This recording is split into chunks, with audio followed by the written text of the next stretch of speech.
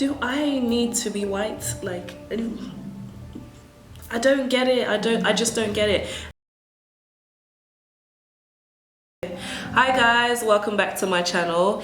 If you're new, welcome, and if you're already subscribed, welcome back. I'm really sorry that I haven't posted a video in like a month. I'm gonna try my best and put up videos on a regular basis. I know I've said that before, I do apologize, but yeah, we're gonna get straight we're gonna get straight into the video, and as you can tell already by the title, we are going to do I what's wrong with me? I'm going to do pros and cons of living in Ho Chi Minh City, Vietnam. And I've been here for 6 months now, so I think I can do pros and cons. Like, I've lived here long enough to like know what's good and what's bad about living and teaching. In my opinion. Okay, number one, Vietnam, Ho Chi Minh City is hot. The weather is hot.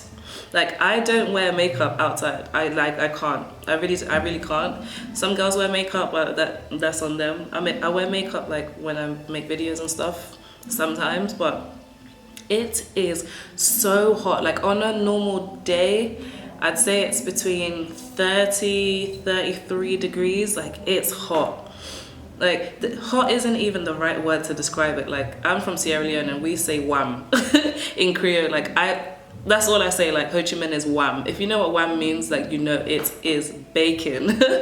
And I think there's like been a heat wave in London like for the past week, and everyone's like, it's hot. I'm like, guys, I have to deal with this on a daily basis. Like, I do like it sometimes because I feel like it makes me it feels really nice just being warm, but sweat is real. Good thing is, like, most places are like, there's aircon everywhere. Taxis, at my school, in my house, like, there's an aircon up there in every room. So like, whenever you're hot, just switch on the aircon. Anyway, let's head on to number 2. Say goodbye to good wine. Like, say goodbye to wine. Like, if you're from London, South Africa, South America, anywhere in the world, and if you're used to drinking wine, just RIP. I haven't found good wine out here, and it's really a shame because I love wine. You just need to like adapt, and it's actually good for me, I guess, because my alcohol intake has been rather low, which is a good thing. But everyone out here drinks beer, so you really need to get used to drinking beer. When I first got here, I was like, I'm not drinking that. Even though back home on a drunken night, I would like, this is so embarrassing, like on a random night, like I would have K. I don't know if you know what K is, like comment down below. Like, it's like a black and red can. I think it's black and red can, and that's what, like, it's really disgusting. Anyway, number 3. All right, so the job hunting process, like, I'm an English teacher and I can only speak for myself and like those around me that I know of. It's hard, it really is hard. And I know I've watched a lot of videos on YouTube and people make it out as if it's really easy to find a job. I mean, some people do literally just come over here and they go out for a day and bam, they've got a job as an English teacher, but it's not that easy. So when you come out here, you need to be extremely proactive in searching. You need to send your CV out to like as many employers as possible. You need to go out on the ground, like literally you need to work. And it's easy to get a shit job. Oh my God, I don't know if I swear on my channel. Oops. I don't know how to bleep, so sorry. Anyway, it's easy to get a crap job. Like, anyone can get a crap job. But if you want a decent job with a good salary, you need to work hard. Make sure you've got all of your documents ready. Just be prepared and do your research on the company. Prep, like, you need to make sure you're prepared, you look smart. Just make sure that you know before you get out here that it's not as easy as it looks. And some people have left. I know 2 people now that have left. 2 of my friends have left and gone home, and because it's not that easy.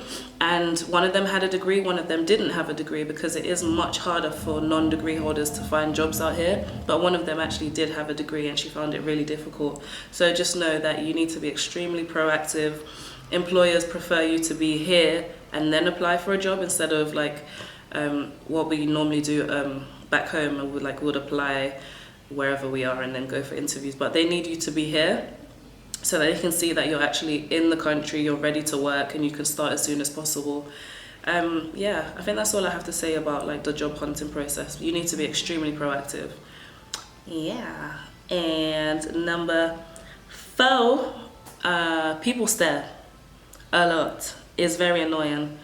And I've been here for 6 months, and sometimes I'd say 30% of the time it's like, oh, she's so pretty. Like, they're staring. Like, you can see when they're being mean, and then you can see when they're being nice. And I'd say, actually, I'm not going to give a percentage because it's just like, so I don't know. Sometimes it's really nice when they stare because they'll smile. Other times they'll be staring and giving you the dirtiest look, or they'll tap their friend like it's so annoying. It's like, really, like, I'm actually a person and I have feelings. Like, how I can see you guys, I can see you, and because of the language barrier, you don't know what they're saying, so that's even more annoying. You're just like, what did she say? I know she said something bad, or like she said, look at her, or like, I don't know, but it is annoying at times. But when I say you get used to it, you get used to being annoyed. That's just all I have to say about that. Anyway, people stare. Like, I'm just thinking back home, would I? No, I wouldn't stare. I wouldn't stare at someone because they look different. I might look, but whatever. And I guess they're not used to seeing, well, they are used to seeing foreigners. I don't know. I just have to get used to it. Anyway, number 5. Uber drivers. Uber drivers. Oh my goodness. Uber drivers make my head hurt. Like, I'd say 60% of the time, you will get in an Uber, they have a sat nav, they have all kinds of maps, everything available to them. Like, why don't you look at your map? Instead, like, they're turning back to you either on the bike instead of looking at the road, or in a taxi, and they're asking you where to go. What if I don't know where I'm going? What if I'm going to a friend's house or somewhere for the first time? Why are you asking me where are we going? The map is right in front of you. And my friend Lexi, my flatmate, she actually told me the other day, they have the map out, but they don't press the triangle thing to put their data on. So they don't want to use their data, so they're asking you where to go. Because I go to the same places most of the time, I usually just go to work or out to meet friends, but it's like somewhere that I've been before. I know where I'm going, so I think I know like a couple Vietnamese words, so I know how to tell them go straight, turn left, turn right. But it's just so frustrating because like they never know where to go. And sometimes you get Uber drivers that know where they're going. Well, they don't know where they're going, but they will take the longest route, like the longest route. And you're like, no, go that way. They're like, no, I know. The only time like they'll use their English skills. I know, no, I know. It's so frustrating. And you just sit there like a donut. But I mean, that's not all the time, but most of the time, like Uber drivers are just annoying, very annoying. But you do get the nice ones that want to practice their English, which is pretty cool. But yeah, I just can't take it. I really can't stand it. Number 6 is real. Like, number 6 is, number 6 really pisses me off. And this is, let me reach for it. This isn't mine, by the way. This right here. Do you guys know what this is? This is Nivea. Like back home, this is lotion. This right here is lotion. Please tell me why this says extra, let me see if it's gonna focus, extra white.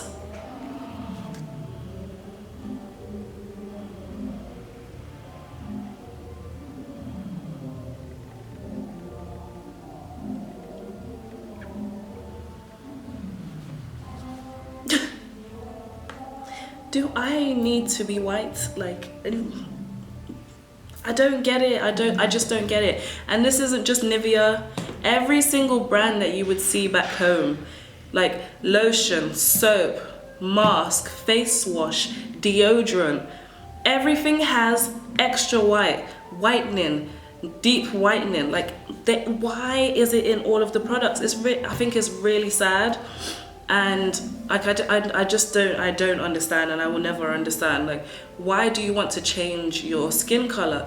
And I'm African, and I know a lot of Africans that bleach their skin to get rid of blemishes or whatever, but it's just really frustrating that you actually, like, they're selling this. Why is this available? Why is this available? Like you should love your skin. And there's so many, like, Vietnamese there's so many Vietnamese people out here that literally, like, they cover from head to toe. I do understand that it is hot, and when you're on your bike you don't want to, like, your skin to burn, but there's a difference. Like, they go all out, cover every single part of their body that is, like, exposed. I think it's really sad. And, like, the men are not too bad, but it's the women, especially the young women. I don't know, like, I've heard, I don't know if it's true, I've heard that if your darker skin is kind of like you work outside, it means you're poor. Like, I don't know how true this is. I can just go on what I was told, but apparently if you work outside you're gonna get dark, and it means, like, you're poor. And it's all right though if you're a man, because it means you're like, oh yeah. Which that gets on my nerves so much. And if you're lighter skin, it means you're higher class. Ugh, it just really gets on my nerves. That means I must be the poorest of the poor, and there must be poorer people that are darker skinned than me. Like, it's so annoying. And it's like, what is that teaching the young kids? Like, especially the ones that are darker. And you do know that if you have children, your children are gonna be dark. So what are you gonna do? Give them bleaching cream? Like, it doesn't make sense. Why? All right, I'm gonna go on to number 7 because I'm getting mad. Number 7 is, this one doesn't really bother me. I can't even lie. Like, I really can't lie. Pollution. It should, but it doesn't. There's lots of motorbikes. It's a motorbike city. Like, duh, there's gonna be pollution. Some people that come out here, like, find it really bad, and they want to move out to, like, the places with clearer air. I've been to Hanoi, and obviously I live in Ho Chi Minh City, but some people say it's worse in Hanoi, some people say it's worse in Ho Chi Minh. I personally feel like it's worse in Ho Chi Minh, but I don't know, other people will disagree with that. But I don't care. When you're on your bike or whatever, everyone wears masks. Do you know what's really crazy? When I was back home, I used to always see like Asian tourists with these masks on, and I think I was just completely ignorant. I was just like, oh, they don't want to get sick. I just thought it was for, like, they thought everyone was diseased. So stupid. But now I know it's like pollution and whatever, protection. Maybe it's both, I don't know. But yeah, everyone just wears masks. I have a mask. Yeah, so, like, this is my mask. So it has these things to put around your ear. So yeah, everyone has, like, one of these or whatever, just to protect them from the pollution. I don't know if it's gonna change. It's a motorbike city. There's bikes everywhere. It's really bad. What can you do? Get over it. Sorry. Number nine. Sorry, my nose. These two, I'm kind of gonna, like, put them together. Saying goodbye to friends and being homesick. I'm gonna put them together because I'm out of breath.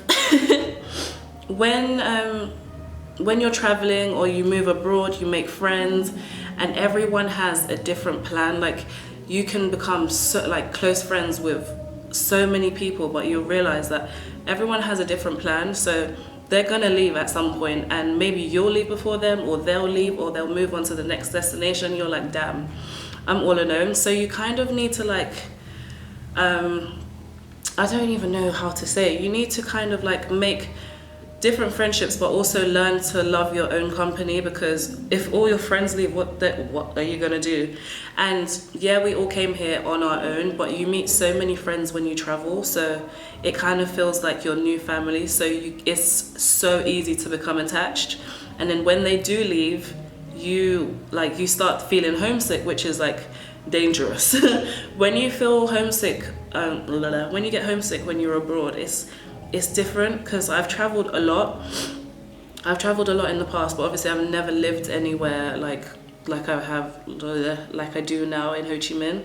So being homesick and you're so far away from home, it's really sad. Obviously there's social media, there's FaceTime, there's WhatsApp and everything, so you can call home all the time, but it's really not easy. Like, make the most out of your time abroad, meet new people, do new activities, go to the gym, go swimming, and oh my god, this is so important, you need to make friends, like speak to the locals more, like integrate in the communities, because Vietnamese people are so lovely and so friendly, and a lot of them actually speak English, so don't be worried about that. A lot of them really do, like, they speak, even if it's the basic, they speak English, so it's really nice just like getting to know locals. They'll show you around, they can practice their English. Like, it's not just like a one-way like friendship, it can be two ways, and they're super duper nice. So mix with the locals, make other friends, and do activity. That's like, I think that's my advice for like being homesick. I don't know how it went from saying goodbye to friends to homesick, but homesickness, if that's a word, I don't know. But yeah, that's my advice for that, being homesick. If you are like, this applies to being anywhere away from home. I mean, anyone that's away from home, just mix with the locals and do new things. Do something that you're not used to doing, like sign up for guitar lessons, or like, I don't know, something fun that you wouldn't normally do. The last one for cons, I think, is language barrier. Language barrier. So just a few minutes ago I did say that Vietnamese people, some of them speak English, but the ones that don't, obviously you're in, like, I'm in their country, and I do try, like, I'm not one of those people that like, you need to understand me, because you get some people that are like, how much is this? Like, you saying it louder and faster or whatever, like, it's not going to change the fact that they don't understand you. So I do try, but it's really funny, like, when you try to say something and they're just like, huh? Like, what? Like, my address, by the way, I only just learned, there's this last name of Vietnamese, it's quite popular, Nguyen. I don't know, I still don't know if I'm pronouncing it right, Nguyen, and I never knew how to pronounce it, and my road name has like Win in it. Whenever I tell an Uber driver my address, they're just like, what are you talking about? And I write it down, they're like, oh! It's so annoying. But yeah, so the language barrier can be frustrating at times, but there's always someone, like, most of the time there's always someone around that will help you. Like, if you don't understand, there'll be a bunch of them. It's so funny, there'll be a bunch of people that just crowd around the person that doesn't understand you, and like, you'll figure it out. It's not hard at all. And plus, Google Translate is your best friend. Like, Google Translate has helped me out in so many situations. It's actually funny, and everyone's like, yeah. Yeah, so you get used to it, and the best thing to do is pick up words. Like, I work in I'm an English teacher, so it's not as easy to learn new words at school, but sometimes, like, at the end of the class, I'll just ask my students like one word a day, like, how do you say this, students? And then they'll tell me, and then like, it will stick.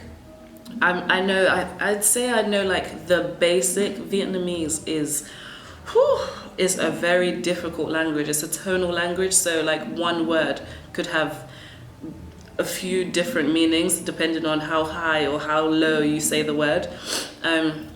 Yeah, I think it's really cool, and the fact that the fact that I work as an English teacher and they've learned English and they know Vietnamese, hats off to them, man. Hats off to them.